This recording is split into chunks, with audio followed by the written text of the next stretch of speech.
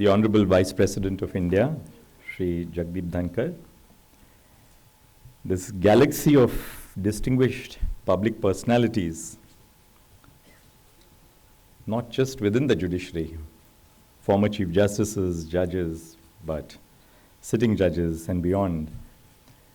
I was looking at the signboards with so much of trepidation. Public life, MPs, ministers, judges, reserved judges. I launch upon this endeavor with a degree of fear in my heart, the same sort that I had when I first presented my argument for consideration before a single judge of the High Court. Professor Rajkumar, Dr. Abhishek Singhvi, Mr. Avishkar Singhvi, other family members of Dr. L.M. Singhvi, and the distinguished invitees who are part of this evening's event. Good evening. I'm happy to have this opportunity to honor the memory of one of the tallest doyens of the Indian bar, Dr. L.M. Singhvi. I have many fond memories of my childhood in the home of Dr. Singhvi and his very gracious spouse, and I have looked up to him as I began my career in the law. One of my early cases as a lawyer was when we were briefed to appear on behalf of Renusagar in an arbitration matter which came up before Chief Justice Chittatosh Mukherjee and Justice Sujata Manohar in the Bombay High Court. We had a difficult case, almost a bad one. But Dr. Singhvi really, with his profound learning and wisdom, embellished it, not just with the law, but with literature and with life, and brought us, at least in our own view, on the threshold of victory which was eventually denied to us. An astute jurist, a fierce parliamentarian, and a prolific writer, Dr. L.M. Singhvi was an encyclopedia of knowledge on Indian history and culture. Dr. L.M. Singhvi played an important role in shaping Indian public life through his career as a lawyer, as well as a distinguished parliamentarian. One of the most significant causes that Dr. L.M. Singhvi championed was the Panchayati Raj institution, with a focus on the importance of self-government. To honor Dr. L.M. Singhvi's commitment to the role played by citizens and their engagement with electoral democracy, I am speaking today on the topic Universal Adult Franchise, translating India's political transformation into a social transformation. First, I will talk about the historical context in which we must reflect on the idea of universal adult franchise. Second, I will discuss how this idea was deliberated and included in the constitutional discourse leading to the drafting of India's constitution. Third, I will reflect on the impact of universal adult franchise post-independence and how it has created social transformation. Fourth, I shall be talking about how the idea of Panchayati Raj, along with universal adult franchise, led to the deepening of India's democracy. Fifth, I will be reflecting on the connections between universal adult franchise and the idea of participatory democracy. And lastly, I shall be reflecting on the Indian experiment with universal adult franchise. This is an ambitious project which presumes that the audience will not reflect a sense of boredom.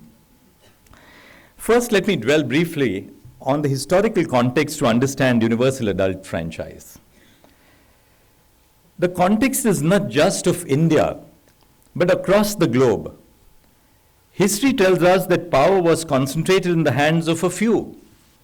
In many countries, power was used as a medium to control the behavior of people. Even when the idea of democracy emerged, the exercise of power was made limited only to the already powerful, whom we know as the so-called noble class.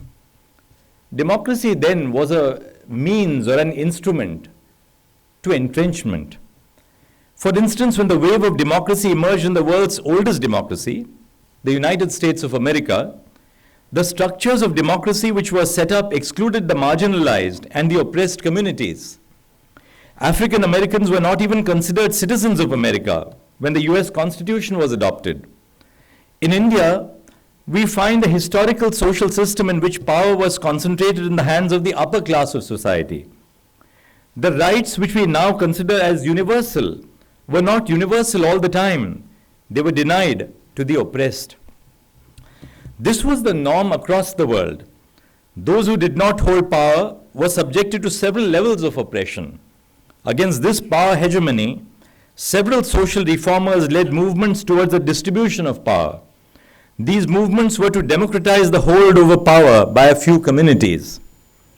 When the structure of democracy was adopted by several countries in the 18th and 19th centuries, unfortunately, the exercise of democracy was used to retain power by the few. The right to vote was controlled and exercised by only those individuals who had already succeeded in society because of their social power and cultural capital. For instance, the right to vote was exercised only by those who had certain properties or educational institutions or qualifications, which were the result of not their individual effort, but were a reflection of the influence and hegemony their communities had on society.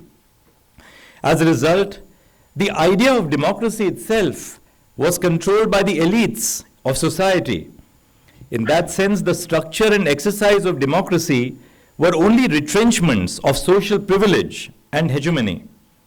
Voting rights were denied to women and members of the marginalized communities because the elite did not want to share the power with them and neither considered them to be capable of exercising a wise exercise of citizenship. It is in this history of injustice and exclusion that we must look at the idea of universal adult franchise. The demand for equal voting rights and to become a part of the political process emerged from the marginalized communities across the world. Instances of this challenge can be found in the women's suffrage movement globally and the movement of the socially oppressed. The emergence of social movements to gain voting rights was a simultaneous phenomenon which was taking place across the world. People from different countries found inspiration and learned from each other how to claim an equal say in decision making. If we take the example of the United States, we see that the black community led the struggle to claim their humanity by asking for basic rights such as the right to vote.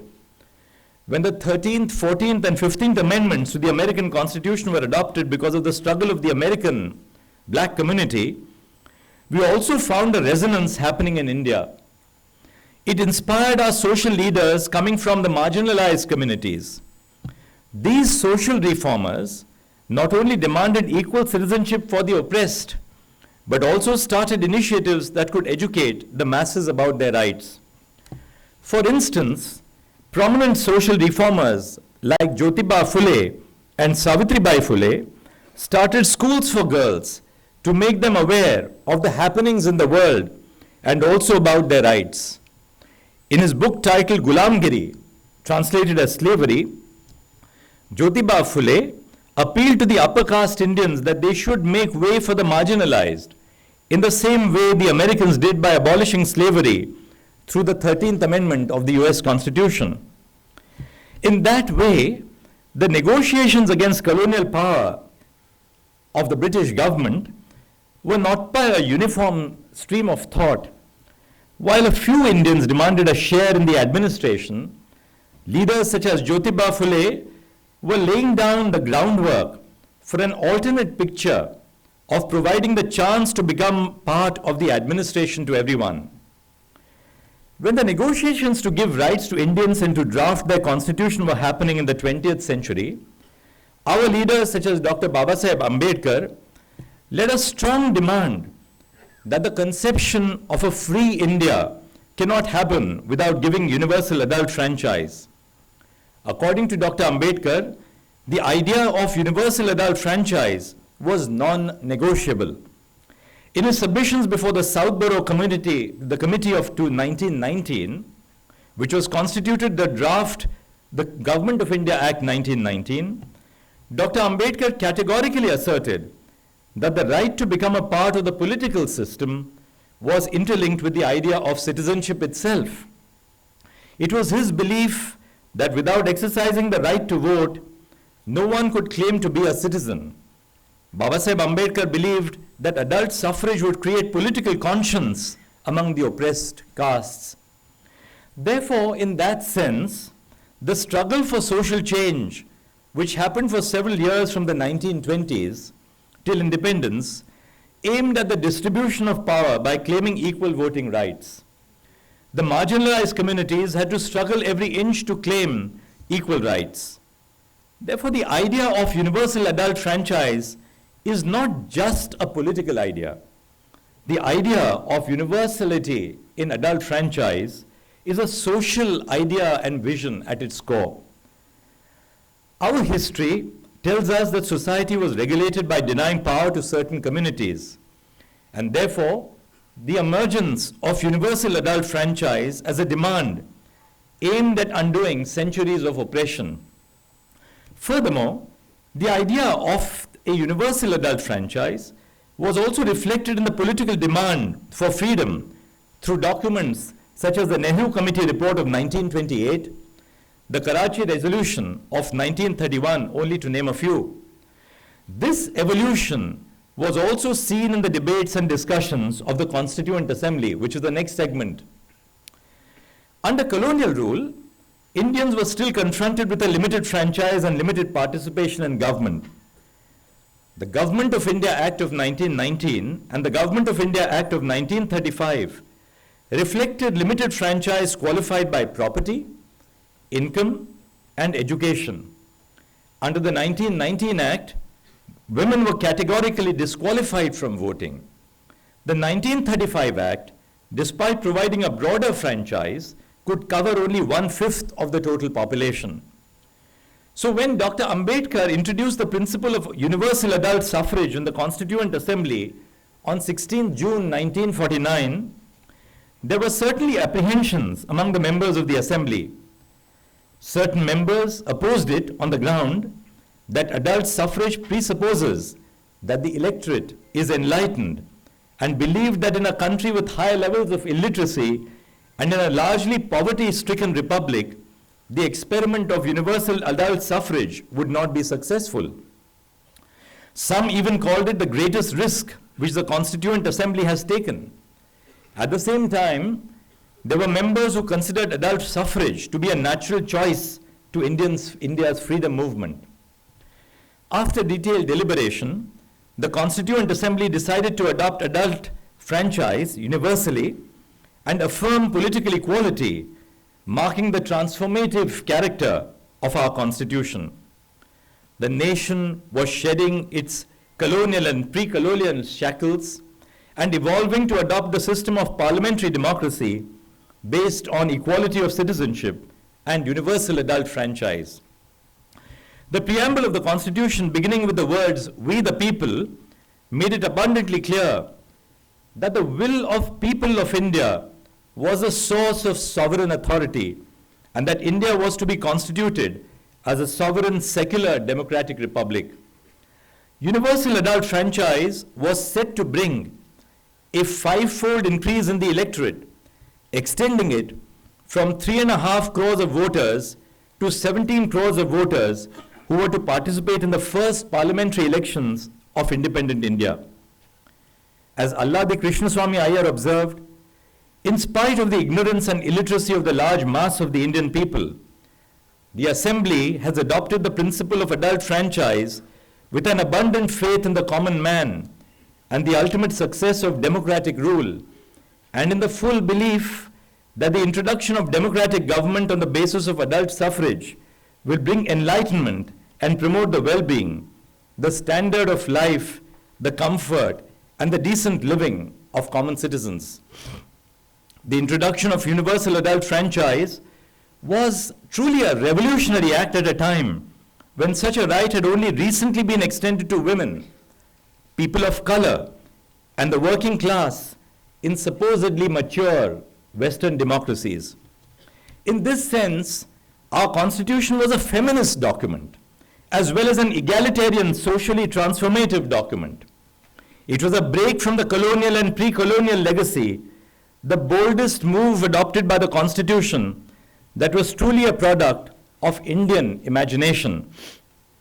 The drafters of our Constitution were cognizant that political equality will not suffice to weed out the inequality that existed in the social and economic spheres of Indian society. Even before the Constitution came into force, Dr. Ambedkar remarked about the contrasting realities which gripped the country at the time of its inception, where people, as he said, would enter a life of contradictions, having equality in political life, but inequality in socio-economic life. He said, and I quote him, "On the 26th of January 1950, we are going to enter into a life of contradictions. In politics, we will have equality, and in social and economic life, we will have inequality. In politics, we will be recognizing the principle of one man, one vote, one value. In our social and economic life, we shall, by reason of our social and economic structure, continue to deny the principle of one man, one value." In view of these observations, the principle of one person, one vote was adopted in the hope that political equality will gradually help overcome and diminish the deep and abiding structural inequalities which plagued India. Universal adult franchise, enshrined in Article 326 of our Constitution, was committed to transforming a fractured society into a democratic, participatory, and egalitarian society, translating India's political equality into social transformation, guided by the values of human dignity, liberty, equality, fraternity, and social justice. Now let's come closer home over the last 70 years, the post-independence experiments and experiences. As we see, universal adult franchise was a solid determination of India's founding leaders to create a democratic state. However, the translation of the right to vote being bestowed upon citizens and its realization has not been a simple journey. The Constituent Assembly Secretariat started the preparation of electoral rolls in 1947 itself. It began issuing press releases which allowed it to communicate with the public.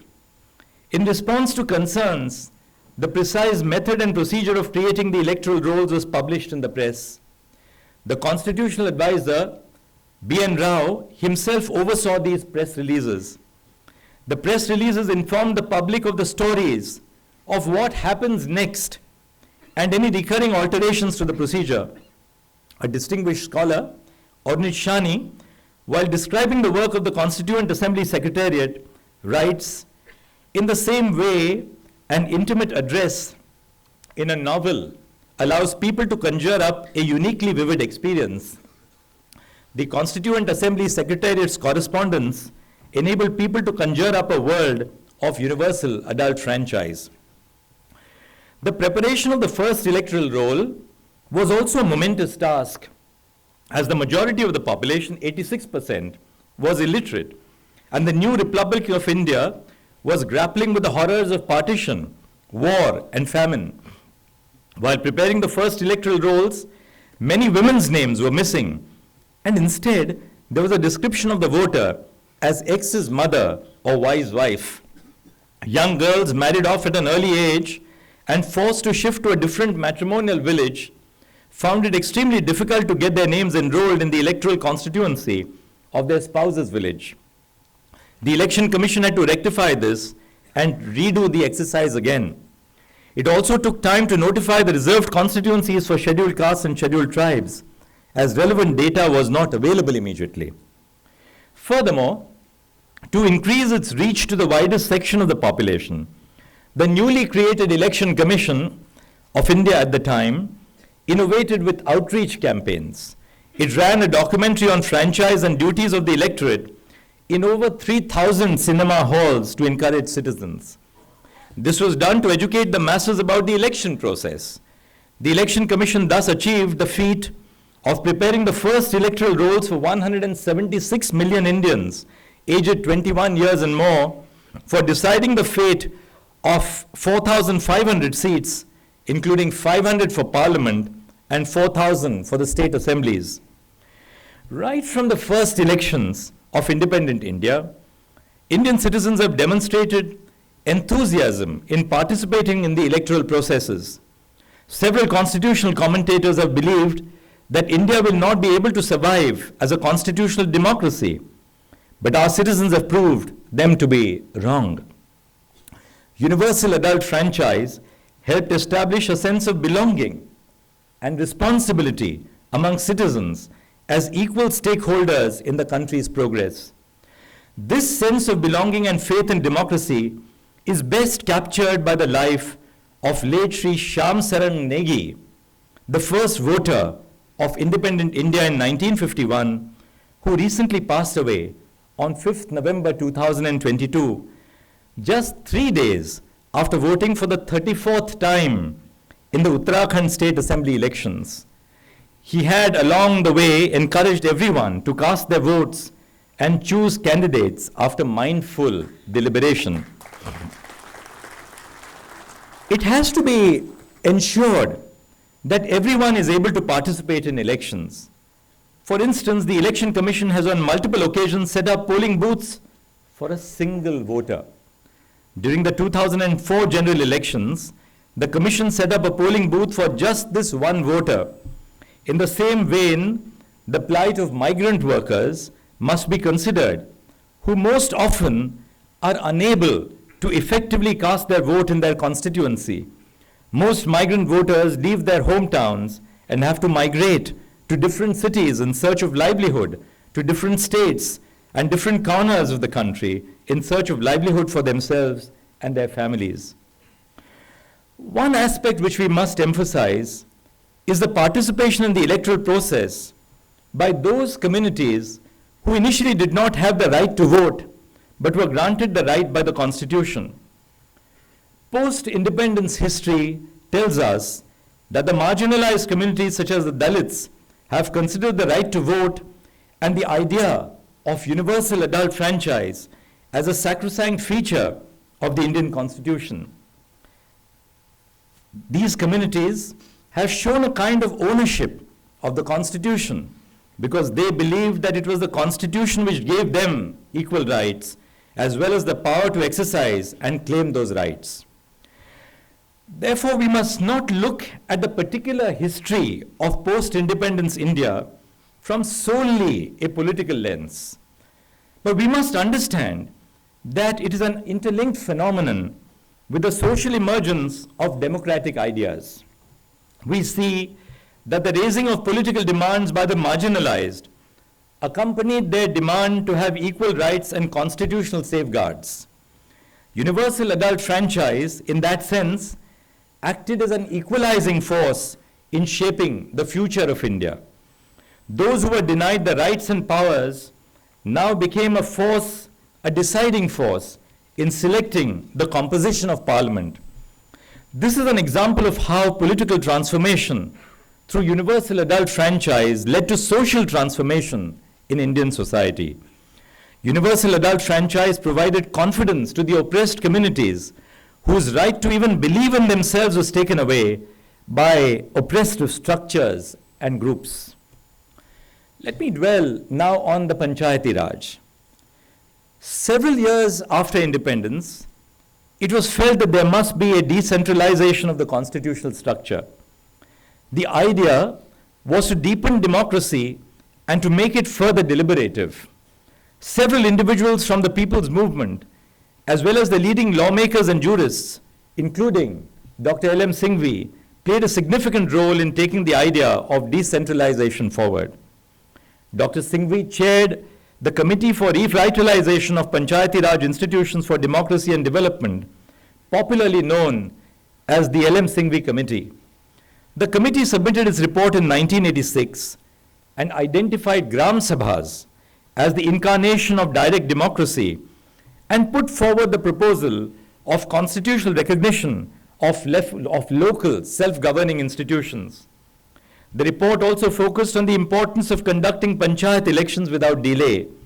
the provision of adequate financial resources to Panchayat Raj institutions, and the establishment of Panchayati Raj judicial tribunals, among others.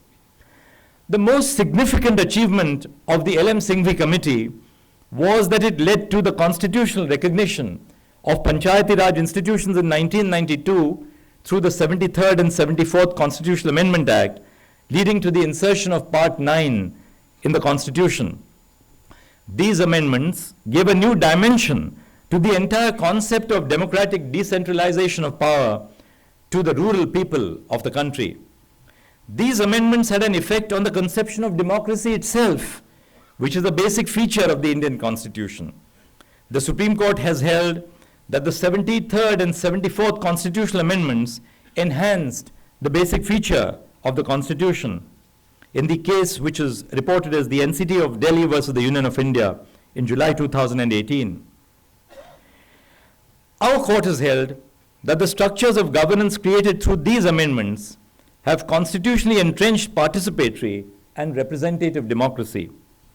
Furthermore, the existence of panchayats to tribal areas, the extension of panchayats to tribal areas through the Panchayat Extension to Scheduled Areas Act of 1996 is a constitutional recognition of the legacy and culture of self-governance that the indigenous communities have. It also tells us that the practice of democracy through universal adult franchise is not just limited to Delhi, but is happening in the remotest parts of India. How do we view universal adult franchise and participatory democracy? Universal adult franchise is not limited to exercising the right to vote once every 5 years. Rather, citizens engage with political processes all the time and reflect their choice through their votes later. Thus, the concept of universal adult franchise is linked with the idea of participatory democracy.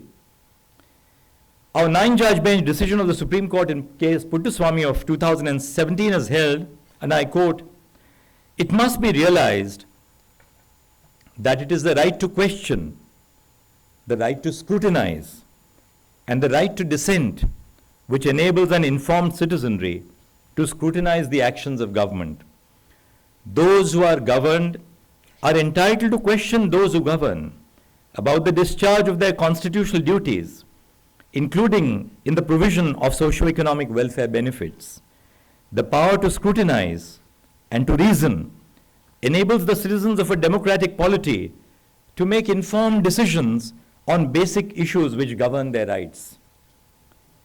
The exercise of the right to vote by citizens is an informed choice made by them. The actual realization of one's vote is to continuously participate in democracy in everyday life, to ask questions from the elected representatives, and to keep the state accountable. Consultation, dialogue, debate, and negotiation occur among diverse social groups, with participation not confined to elections, but extend to the larger political and public spheres to facilitate social transformations. The citizens' ability to participate in electoral democracy and promote good governance was also enhanced to the tool of the right to information. On a similar note, the Supreme Court of India recently inaugurated the online Right to Information portal, which further eases and facilitates the process for citizens to file RTI applications and access information. What does the Indian experiment with universal adult franchise then tell us? The Indian experiment with universal adult franchise contradicts all myths against it. It was believed that only a few had the wisdom to vote or to vote wisely. Our experience tells us that even the most vulnerable have the political consciousness to choose their leader they want. Therefore, we must reject every form of elite understanding of the democratic process, which we keep hearing constantly, that only the educated are better decision makers. Individuals whom society has despised as being uneducated have shown tremendous political acumen and awareness of local problems, which even the educated may not readily understand. The elite perception that only the educated or few individuals should have the right to vote shows contempt and distrust towards democracy. Since independence, there are lakhs of examples of how individuals have used the power they received in the form of their right to vote to exercise political power beyond merely electing their representatives, as they formed pressure groups and movements exerting and influencing the elected representatives to further the rights of individuals and engineer a social transformation. This is truly reflective of the power of participative democracy. Electoral democracy has been an agent of pervasive change at the village and municipal levels. The reservation of seats for women and marginalized social groups in panchayats has given them the power to shape their own destinies. It is a silent revolution done by the universal adult franchise in India. There are numerous examples across India of exemplary work done by women sarpanches or all women panchayats in different parts of India. This also demonstrates the bottom-top approach to governance. Lastly, Dr. Babasaheb Ambedkar believed that universal adult suffrage would act as a stimulus that would help gradually transform India's political equality into social and economic equality. The Indian experience has shown us the transformative potential of universal adult franchise. I'm deeply grateful to the Dr. Singhvi family for inviting me for this lecture. Namaskar.